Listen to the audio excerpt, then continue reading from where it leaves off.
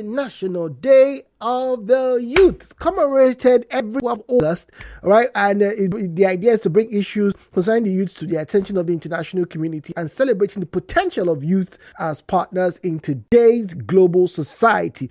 But here in Pitakwa, in Port, you know, the very many ways people have pronounced this city's name, Port Harcourt, there's a very interesting development. Some good, some not so great, but ultimately they are contemporary. They are happening in the now, not in the yesterday, in the now, right now, unfurling before our very eyes. Now, you see, there are a lot of young people under the age of 45, right, who are driving pretty decent cars. There are some of them who have built and are building decent homes. Some of them are getting to nice paying jobs or not so nice paying jobs, but basically they're keeping themselves engaged. Some of them are selling okreka, you know, some of them are selling tomatoes, some of them are selling video games, some of them are even selling scrap, and they're all here in this particular city.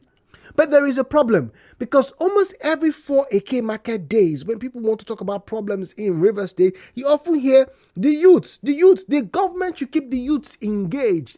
But I have also heard from some of you that there seems to be a serious mind shift with the youth.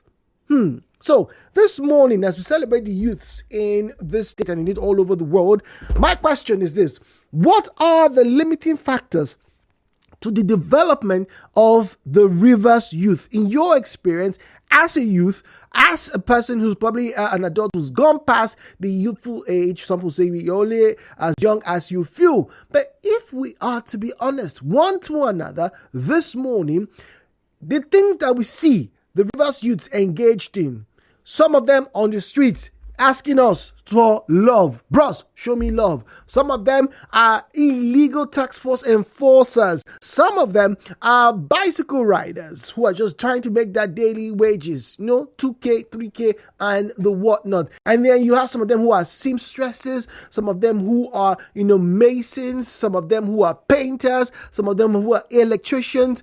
But the question is, how many of them are actually doing what they love, and how many of them are actually productive? Because almost every single time we talk about the youth, you seem to only remember the negative sides. I've just told you, I've seen some youths in this state having really decent cars that I'm like, oh, I need to buy this one. No, God, no, I need to work on this. But there is a problem, right? The question is, what is that problem? What are those limiting factors, particularly for us here in Port Harcourt? Shall we have a conversation? I think we shall. Now, 017-923 0002 0817-923 0007 017-923 0003 0817-923 0007 at Nigeriainfo PH. At Nigeriainfo PH is where you find us on Facebook and on X. WhatsApp is 0809 030 6416. There are rules. Turn down the volume of your radio set. Refrain from making derogatory or defamatory comments. Didn't see or hear, please do not make mention of it. And very importantly, keep your conversations civil. The views and opinions shared on this program do not represent the position of Nigeriainfo FM. Nigeriainfo, let's talk.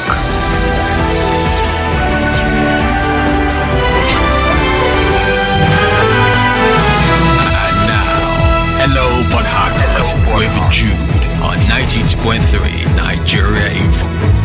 All right, phone lines are good. They are ringing. Let's get to the first person on the line. We're taking his name, and don't forget, you can also send us a message on WhatsApp as well. All right, 009-030-6416 009-030-6416. All right, 92.3 Nigeriainfo. Good morning to you. Hello. Oh dear. Okay. All right. Sorry. Drop call scenario. Sorry about that. All right. Please, when you call in, just do us a favor. Step away from the radio, and I'm very sure we can have a great conversation. Hello, Port Harcourt. Good morning. Good morning, sir. Yes, good morning. This is Jude. Good morning. Yes, I'm Alems calling from Port Harcourt. Good morning to you. And you're asking about the youth and what limits the youth in this part of the world from not being developed or like their counterparts in other areas. Yeah, other places. Not even outside the country, just inside Port Harcourt. Just within here. Mm-hmm. Yes. Now, I went to a chair yesterday. I am telling you what I saw yesterday was unbearable. I called one of them. I said, "What you are doing? Are you aware that what you are doing have an implication tomorrow? Do you know the implication tomorrow? They were starting. They were from Chokochu Junction to Ibueche, inside Ibueche, line up yesterday being Sunday, carrying robbers and everything, extorting motorists. I came out with my car. They passed me. He said, you give them 3,000. I was asking him. 3,000 naira? What? 3,000 naira. For what, please? Do I carry? What is the content? What is in this motto? That I will give you 3,000. Are you a police? Are you a government agent? What is your own? Use. Now I came back to myself and said, thank you. Does it mean that this area doesn't have youth? They don't have CDCs that will segment this house? The right guy came out and was shouting, you tear my clothes? Oh my God. I told them I'm from a particular place. We don't condone this nonsense. So when you look at that scenario, you find out that so many of them are doing it because the society allows it to be. So they now feel that, yes, is the way to go. 1 naira to 2 naira. They don't care. They don't care. Well, it's only God that will help us anyway. God again? I told them, this alone will chase development around here. It will chase investors. It will chase anybody that will want to invest in around here. Say, no, I don't want to see this. And at the end of the day, you come back to square one. Every day you call on radio, a chair is underdeveloped, the chair road is not good, this and that. How will it be? How will it develop when you are making the area uninhabitable? But is it? Thank you so much, my brother. Thank you very much. That's a great experience to share. But is it really their fault that they have now resorted to doing things in that manner? That's a very staggering amount to demand from motorists. 3,000 naira. Emeka is on the line. Emeka is speaking to us from Elele. Emeka, good morning to you, please. Yes, my brother, good morning. Good morning. My name is Emeka Alezi from Elele. Go on, please. So, my brother, we are talking about the youth. Yes, international youth. In our state and in Nigeria at large. My dear brother, let's not be realistic about it.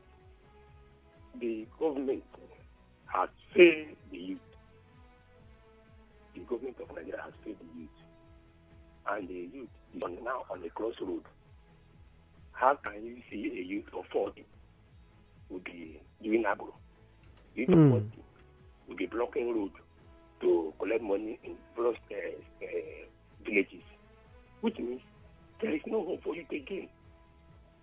We used to hear Kowan started the one was the Nigerian president at his youthful age. Speed was a governor of the state at his youthful age. But now, they are rated. Who's they? Who relegated them? Who made them that way? That's the question. Directly, speaking to us from Ikoku. WhatsApp now. 08090306416 08090306416. We have just about a minute before we get to the first commercial for this program this morning. So let me indulge those who are engaging us via WhatsApp, please. Now, good morning, Nigeriainfo and Nigeria. Like a conversation today, especially as it is International Day of the Youth. Well, you are right that many youths are moving successfully, but the question is those who succeeding, how many of them are into legitimate businesses? Now, you will be shocked to know that many youths are affording a flashy lifestyle through crimes and many vices. Yahoo, runs, kidnapping, oil bunkering, organ harvesting are becoming a booming industry. Now, youths have seen that the Nigerian state can't give them a future, and they have found criminal alternatives. Emmanuel from Uniport. Emmanuel, thank you very much. Okay, we're going to analyze Emmanuel's statement after this commercial. Do you share the same sentiment as he does? There's something that apparently is not making a lot of youths do right in River State. Stay tuned.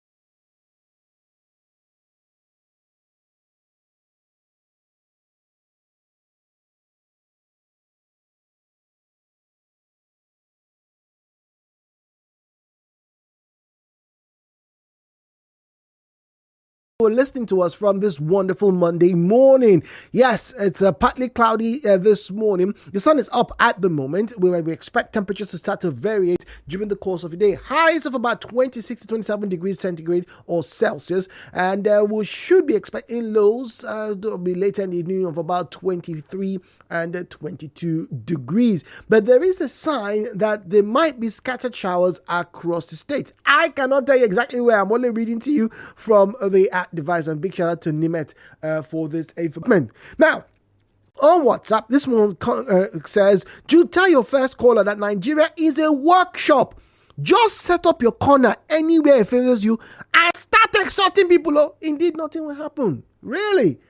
But if that's the case, then we will not be having, the government who are trying to find out those people who are carrying out illegal stop and searches. But he has a point. There have been very well documented cases of illegal stops, whether it's by the police or some, revenue generating thing from somewhere. It's gotten so bad that last year, this new administration said, look, there's a ticket you're going to get if you're moving your stuff from one part of the country to another. Once you get that, nobody should stop you to ask you for anything. I haven't quite been able to determine if that is truly efficacious at the moment, right? But the idea is good. Let's get back to the conversation now, shall we? So we have Ibiso, who is speaking to us from Audley Road. Welcome. Good morning to you, Ibiso. Good morning. Good morning. Hello, Port Harcourt. Yes, when I joined the conversation was when somebody was talking about his experience in a share. And the next person was blaming the government. Yes, we always blame the government, and let us blame the youth again. Now, you'd go to NDDC. I know you like going to a place to find things by yourself. You see some boys there. When you come there, they will be chairman, and you give them money. Some of them make 20,000 a day there by begging money. And you'd now tell them that come and work in NDDC. Let us be paying you 150,000 in a month. They will refuse. Because they feel that Abudu way and that begging way is their occupation. Once you come out with files there, they feel you take your contact and you bless them. They embarrass people. They follow your car to the extent that you even stop and give them money. Go to different areas. So youth, this Abudu work, a day, they make like 10,000 or 20,000. Go to Rumola. Some of them, they have every day that they are collecting. So when they are seeing this kind of money, and a Jew that is working in Nigeriainfo is ending 100,000, and they are seeing 10,000 or 20,000 every day. And let me say for the month, they work for 20 days and they are seeing such amount of money. They will not work government work or company work because they feel that one is the best for them. So let us keep government aside sometimes. You give them jobs, some of them will even sell their community shares that you give to them. We've heard that story. Yes, we've heard that story. Very true. And put that money in your pocket and still come and disturb government. It's happening every year. So when we are talking, we are blaming government. We blame ourselves again. I mean that we are doing the wrong thing by begging and feeling begging is occupation. Government they are trying their best, but let us try our best. Thank you. All right, thank you very much. Wellington is on the line from Okrika. Wellington, good morning to you, please. Good morning. Welcome, please. Yes, please. Everything rise and fall on leadership. Take it to the bank, you catch it. Whether people stand in NDB flow, people stand at the road, people stand by the corner, anywhere they want to stand, everything rise and fall on leadership. And what PPP chairman, they say go and empower your people. They like that word. To create the environment for jobs. If you don't want to, you must be on the ground. You must be on the ground. You don't want to go and empower your people. The president is thinking like, and you cannot be asking for money. You just want to enslave them. In fact, let us not begin to tell the people. See, Nigerians are law abiding. When they lead, they will follow. It's a fact. Nobody should come and deceive anybody. They're talking about it here. They tell local government, did they take down to share? Did they have a farm? Did they have a poultry? Did they have a functional technical school working? And training people? We just saying, In a local government, you don't have a common a fishing department that will say, come and take net, come and take boat. We're not saying it. They don't take the lack idea to create jobs. When you create jobs, people will work. But that's the thing. You want to continue to dash the people should be coming to your gate to knock it. No man. Come and give us money. You want to enslave them so that you continue to be in power. Okay. Let me tell you the truth. This government will not, the youth of the river will resist leaders who want to force us to professional slave. They should create the opportunity in the areas if the river should want to work. Give the chance to those who want to work. You don't want to resist the chance. You give the chance to those who don't want to work to sell it out. Now the government has told you go and empower your people. They're empowering people buying cars. So you give the right people the money to empower you, gather people to endorse you to become a council chairman. Who resist you. Thank you and God bless you. All right, Wellington, thank you very much. That's a very interesting view. Zion is on the line speaking to us from GRA. Zion, good morning to you. Thank you very much. Good morning. Good morning. Good morning, please. By the grace of God, I will say one person in the Niger Delta region that have interfaced with the youth. 100%. Even in my political agitations, they are there for me. So I want to speak to you directly what is affecting them. People are just aggrieved because one or two youths have done something they don't like, so they are just complaining. The question is the challenges facing the youths in the Niger Delta region. Number one is poverty, unemployment, underemployment, health challenges. The youth in the Niger Delta region, they don't need advice. They are well equipped to cut their destiny. They are well prepared to face challenges in life. What they lack is sponsorship. Sponsorship, you say? Sponsorship, yes. Educationally, are we giving them the opportunity to go to school? Come to the street of Port Harcourt in the evening and see this beautiful set of people. Yes, they can be nuisance, but let's be honest to ourselves. You see their creativity. Have you been to Pleasure Park and see these guys falling in love? Having conversation and discussions? Okay. The truth is this, all they needed is a guide. I hear this very lazy and dubious word, empowerment. It's been flogged a lot. It's a dubious comment. Run away from anybody that confronting such word. Youth empowerment is a liar. There is this common that is floating about now. People don't understand. They say it's Niger Delta internship program, right? But people thought it's empowerment program. I want to ask, you are talking about youth internship. Have you seen them before that you are calling for internship? Please, what is the definition of internship? Can you give us the definition of that? See, until we start to understand that these people are the future. In fact, some of them are already living in the future now. Can you give them educational opportunity and grants to go to school? These little ones who are into makeup artists, these little sisters, can you buy the makeup box for them? Let me ask you. I'm sorry, somebody has a question here. I'm going to read that, but let me ask you before I get to hear from Kunkwo.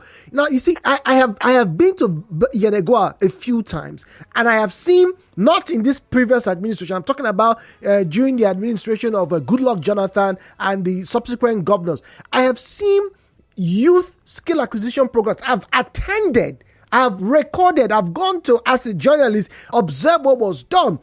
Chefs were brought to teach them.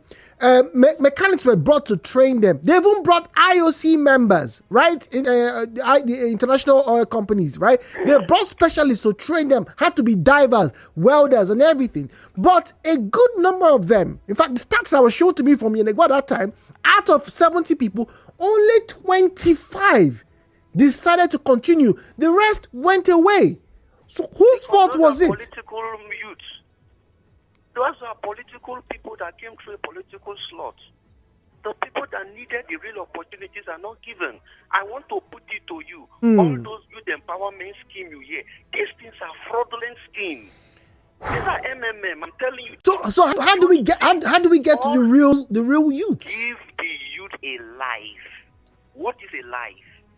Mentor them. A day I was going to somebody's waiting, so let me come up with this story. A youth phoned up to me. Please, I'm not begging you money. Because I was so apprehensive, someone call them money again. I was even looking for the less one kid to give and make I rest. He said, no, I like the way you look. Please be a father to me. Oh dear. Be a guy. Be a father to me.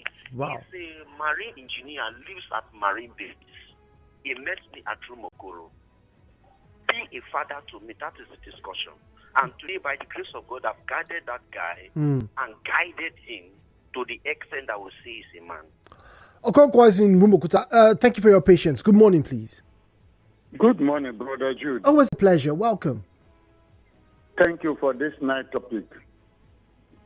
Brother Jude, in 1975, 76, 77 to 80 something, there were many Nigerian youths, millions, employed at Nigerian Eagle Cement across the country. There were millions of Nigerian youth that were employed at the Nigerian Airways across the country. There were millions of Nigerian youth that were employed at the vibrant Nigerian Railway Corporation, vibrant at that time. There were many Nigerian or millions of Nigerian youth that were employed at the Nigerian NATEL, The telecom space. Other national companies and industries and factories. And that time, all the youths in this country, including married women, were employed at different national companies and factories and industries. But where are those companies and factories now? They privatized them and they died. And the millions of youths are now moving about to begging for what to eat. Who is to be blamed? Is it not the government? Legitimately, brother, is it not the government? Now that they have sold those ones and they died, they should build new ones and employ these youth. But currently, we have more than 84 million jobless graduates. Unemployment. Except they settle it. The system will not work. But the government has said several times. Hello, Okonkwo. Hello. I'm here. Yes. Now the government has said, and industrialist economists have said over the years, that the government cannot employ everybody. The government cannot. You cannot compare the population of Nigeria in the 70s and 80s to what it is now. How many people work in federal road safety? How many people work in NITEL? How many people work in NAFDAC? It's not possible. Okay, Brother Jude. China is, the population of China should be 1.something billion. Yeah, 1.1 billion. And it is more than Indian population into 30 times. Well, 3 times. How many population do we have in India? 1.something billion. More than Nigeria into 30 times. Actually, and about in 10. China, every human being works at different companies that they have. China even has opened its industrial and economic gates and doors and asked other people, including Nigerians, to come and work in their companies. And in China, there is no unemployment. You tell your people to go and learn administration and how to govern the citizens of this country. Okay. We are not many in population. We are just like 1,000 in population compared to China and India and America. We don't have people to rule this country. Thank you. Thank you very much. Well, the report is that we're about 200. Let's say 200. Let's assume it's 200. There's still a bit of a question mark to that. But that's about 5 times what China is and India. Well, eBay is on the line speaking to us from Aba Road, and after that we'll get to WhatsApp and Telegram. Good morning to you, eBay. Hello, good morning. Welcome, eBay. Good morning to you. Yes, what I want to contribute about is that concerning our youth, most times we also have a way of blaming our government. Our government is not living up to expectations. We know that our youth, some of them are also not trying. For instance, here in River State and our various local government areas, we have government craft development center all over the state and some local government. We have government craft development center, local government industrial units that are not functional.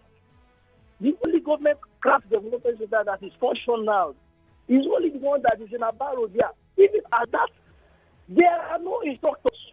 And the primary aim why government you have a point there. Government craft centers and local government industrial units is also to ensure that our youth are being empowered in order for them to learn craft and vocational trade.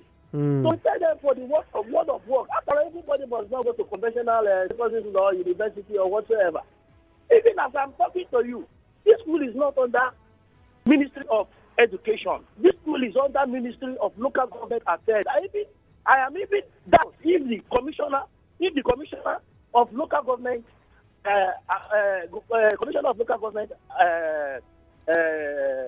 Minister of Local Government Affairs is even aware that this school is under his ministry. As we are talking about employing teachers to various secondary schools, instructors, this school does not have instructors. The only instructors that we have here is the one that seek for approach. The past administration that even the past administration was supposed to at least absorb them into the ministry from there from there and continue paying off those teachers. But they refuse. If you come to this government class center, just now come and see. Nothing is happening in government class center. Most of the departments are not equipped. No instructors. If they have just 2 government instructors attending to thousands of trainees. Yeah. So what is government doing to reactivate the local government class, the government class centers? Yeah. The 23 local governments, 23 local governments we have in the state, and some local government industrial units that we have. For instance, the government class development center that we have in Akimba, that one has not been functional for years. We have government class center, Ungo, is not functional. We have government class center, Umusi. What is happening there? The only government class center in Amaya that is working is the government class center for Sangod and the government class center Okobuku. In a case, even at that, government is also not trying to revamp most of these government class centers and local government industrial units to ensure that our youths are encouraged to go there and see the need for them to acquire skills that will prepare them for the world of work tomorrow. It's as if government is paying attention to most of these things.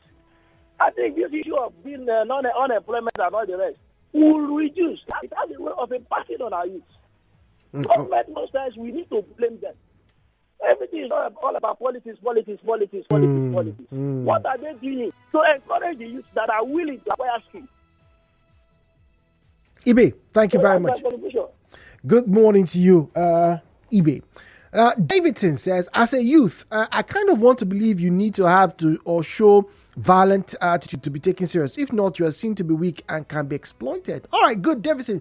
It's good that you express this concern, as a youth, and that's because there's been a history of agitation that has led to results. But the question is, what is the quality of the results? What's the outcome of those results? Everything, like a wise man once said, is the start and the end of another thing.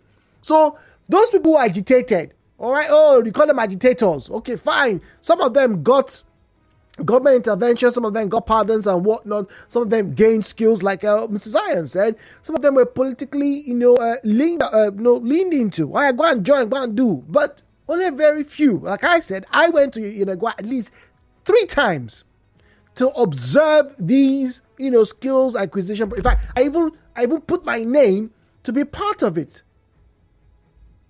So you see, at one point, you have to ask, okay, so now you have gone.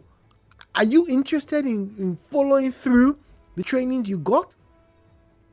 So when you see those individuals who carry guns and they're now, quote unquote, now taking care of all things, guess what they've done? They've affected the mindset of someone like that who sees violence as the only way to get something. And guess what?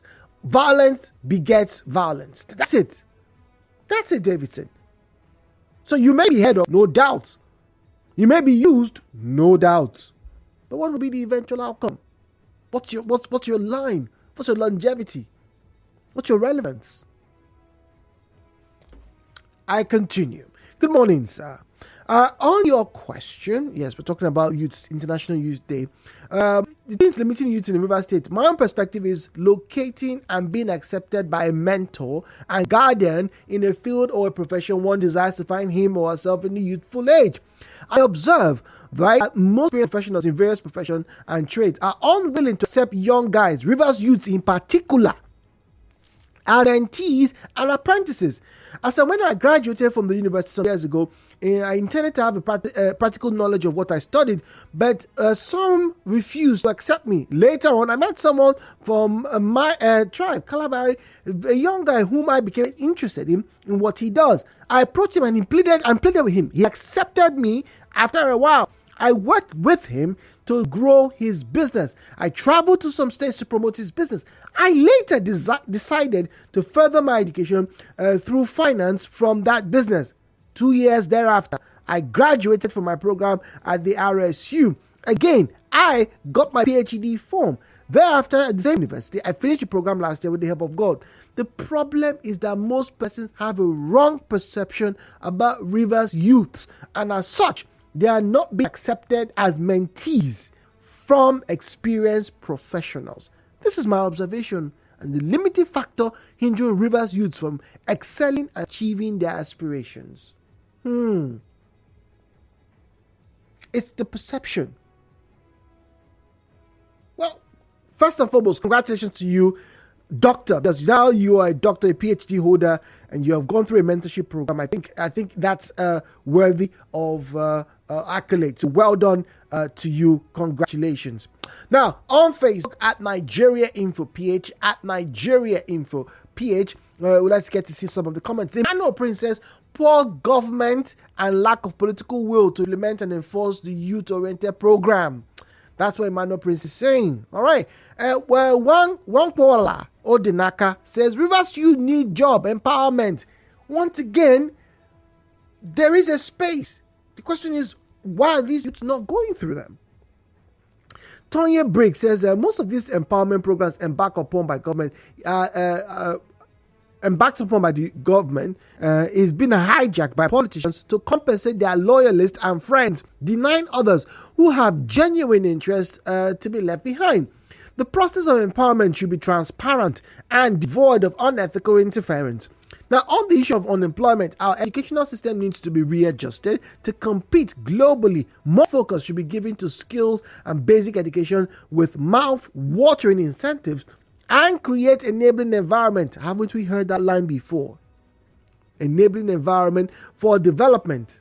Okay, OCC says unemployment too. That's just the problem with youth in this area. Now, Samuel here says, good morning. Let's not be too hasty to put everything at the foot of governance. Yes, the government, not just today, in the past few years, has been totally coy with what it plans to do with the youths and youth development in the state. But Jude, look at what the average Rivers youth is all up to. If it's not Agbero work, it is gangsterism. If it's not gangsterism, it's looking for professional roles in politics. What are these professional roles? Either people who sing praises for governors or for local government chairman. It's a shame.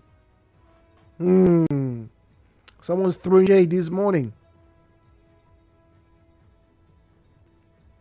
The saddest story that is being played out every day on the streets of Port Harcourt is seeing the youths carry sticks, pipes on the roads, and they've now become traffic wardens and tax collectors.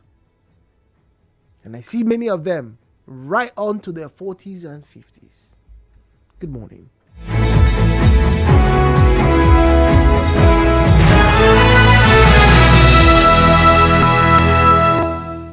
Nigeriainfo.